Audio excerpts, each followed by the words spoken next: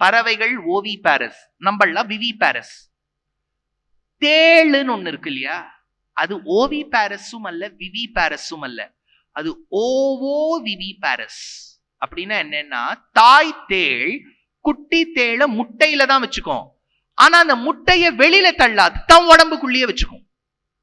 அப்போ குறிப்பிட்ட காலகட்டத்துல குட்டி தேள் அம்மா கிட்டேந்து வரணும்னா முதல்ல முட்டைய உடைச்சுட்டு அம்மாவையும் கிழிச்சுட்டு வரணும். அம்மாவை கிழிச்சா நம்மள மாதிரி, முட்டைய உடைச்சா பறவைய மாதிரி, இது முட்டையும் உடைச்சு அம்மாவையும் கிழிச்சுன்னு வரணும். அதனாலதான் ஓவோ விவி பாரஸ். ஆனா இதுல ஒரு ப்ராப்ளம், இந்த குட்டி தேள் வரணும்னா அதுக்கு ஷூடு தேவை, அம்மாக்கு ஷூடு தேவை. அந்த ஷூட்டுக்கு என்ன பண்ணும், அந்த தாய் தேள் மாட்டு கொட்டாயில மாடு எங்க சாணம் போடும்னு காத்துட்டு இருக்கும்.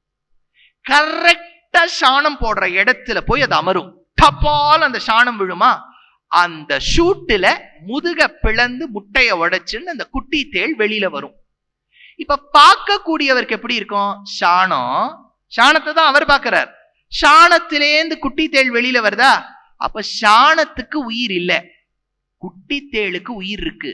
பார்க்கிறவருக்கு என்ன தோணும், உயிர் இல்லாத சாணம் உயிரோடு கூடிய தேளை பிறப்பித்ததா இருக்குமா? அப்ப ராமானுஜர் கேட்டார், உன் மாட்டு கொட்டாயிலேயே உயிர் இல்லாத சாணம் உயிரோடு கூடிய தேளை பிறப்பிக்கும் போது உயிரோடு கூடிய பரபிரம்மம் ஏன் உயிர் அற்ற அச்சேதனத்தை பிறப்பிக்க கூடாது? புரிஞ்சுட்டோ? இது ராமானுஜர் ஸ்ரீபாஷ்யத்துல எடுத்த விஷயம். இப்போ ரெண்டும் நரசிம்ம அவதாரத்துல பொருந்தும். தூணுக்கு உயிர் இருக்கா இல்லையா? உயிர் இல்ல. அது பிறப்பித்த நரசிம்மருக்கு உயிர் இருக்கா இல்லையா? இருக்கு. உயிர் இல்லாத தூண் உயிரோடு கூடிய நரசிம்மரை பிறப்பிச்சுடுத்து.